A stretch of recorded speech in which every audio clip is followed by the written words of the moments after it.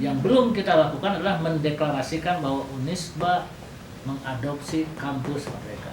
Kampus Merdeka merupakan paket kebijakan yang dikenalkan oleh Kementerian Pendidikan dan Kebudayaan pada 24 Januari 2020. Latar belakang program ini yaitu berupaya untuk menjawab kritik bahwa kampus hanya dijajali teori dan tidak memiliki output sesuai yang dibutuhkan di luar kampus. Pendidikan tinggi ini memiliki potensi dampak tercepat untuk perubahan SDM unggul. Menelusuri kebijakan Kemendikbud, lantas tim suara mahasiswa mendatangi koordinator perguruan tinggi swasta untuk mendapat keterangan mengenai rencana sistem akreditasi dan kebebasan akademik. Untuk perguruan tinggi maupun program studi itu bisa seumur hidup. Tidak ada batas waktu. Kalau dulu rencananya 25 tahun, sekarang enggak. Tetapi setiap 5 tahun, maka SK-nya akan diperpanjang secara otomatis oleh Ban PT. Gitu. Hanya Ban PT setiap akan memperpanjang SK akreditasi, maka paling tidak 1 tahun terakhir melakukan evaluasi. Melalui apa? Melalui laporan pangkalan data pendidikan tinggi. Pada saat seseorang Anda kuliah di keguruan, maka ijazahnya ijazah keguruan. Walaupun ngambil di kewirausahaan. Jadi nanti nilai akan ditransfer ke prodi kita. Maka transkrip yang muncul itu atas nama prodi kita, bukan atas nama mereka. Maka sekarang ada mata kuliah pilihan. Nah, sehingga tidak hanya mahasiswa kita memilih ke prodi yang lain, tapi kita juga sudah siap memetakan kelompok mata kuliah yang bisa dipilih oleh mahasiswa yang lain. Kebijakan Kampus Merdeka memberi kesempatan kepada mahasiswanya untuk berkegiatan di luar prodi, seperti kuliah lintas prodi, magang, atau penelitian, tanpa mengganggu prodi yang diambil mahasiswanya. Kemudian, tim suara mahasiswa mendatangi beberapa kampus, yaitu UPI dan Unpar untuk meminta tanggapan dari para ahli mengenai program Kampus Merdeka. Menanggapi Kampus Merdeka, pakar pendidikan Aceh Suryana menilai program ini bernilai positif jika didukung seluruh perguruan tinggi. Saya katakan itu positif. Dengan catatan, dengan catatan itu benar-benar dilaksanakan.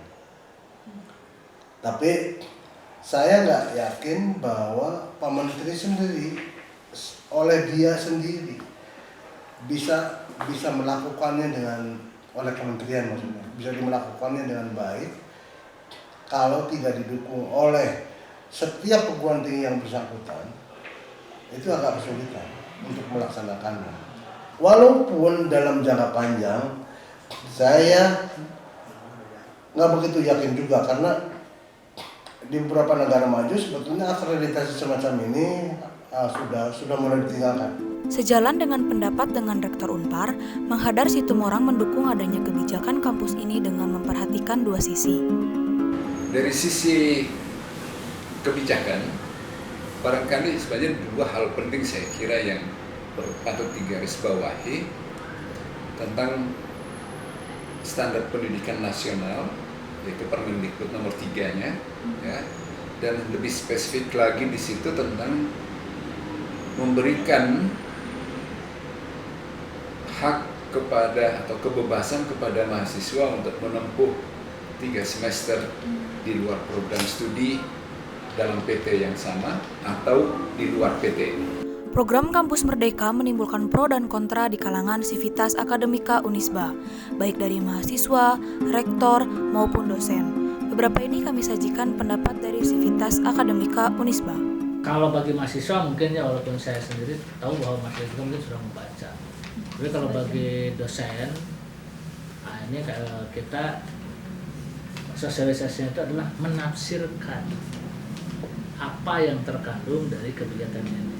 Sebab kalau dokumen instrumennya baca sendiri, udah pada baca ya. Apa itu otonomi, apa itu akreditasi mandiri dan sebagainya. Tapi apa yang dimaksud oleh pemerintah, Ban PT atau Dikbud itu yang harus disosialisasikan. Konsekuensinya kan link in match dengan industri ya. Nah, ini lulusan ini tidak berpengalaman semua, tidak pernah magang segala macam. Ya, mungkin itu walaupun tidak merupakan kebijakan tapi tetap ada dicari lah gitu ya. ini mah kampus yang tidak pernah tahu dunia lain. Misalnya tahunya Unisba aja. Haruslah kita ini bisa sudah ternama, unggul, harus punya program sendiri. Yang belum kita lakukan adalah mendeklarasikan bahwa Unisba mengadopsi kampus merdeka. Berbeda dengan rektor, Ketua Damu Panji Nur Hadiansyah memaparkan dibutuhkan kolaborasi agar kampus merdeka bisa berjalan efektif.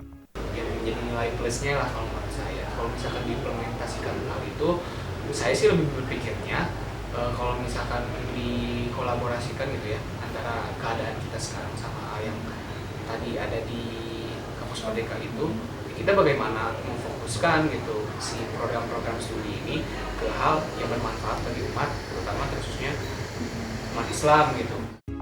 Melalui Wakil Presiden Mahasiswa BEMU, Sultan Ari memaparkan program Kampus Merdeka bisa relevan dan tidak melulu mempermasalahkan soal teknis.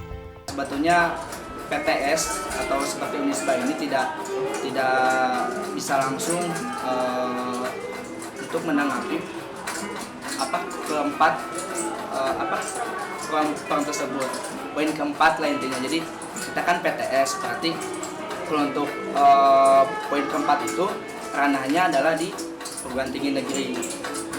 Rektor Unisba Edi Setiadi menanggapi Kampus Merdeka dari berbagai sisi, antara lain berupaya dalam memberikan penafsiran yang benar melalui tenaga pendidik untuk disampaikan kepada mahasiswa, serta pemberdayaan desa menjadi opsi utama dalam mengisi kebijakan 3 semester belajar di luar prodi.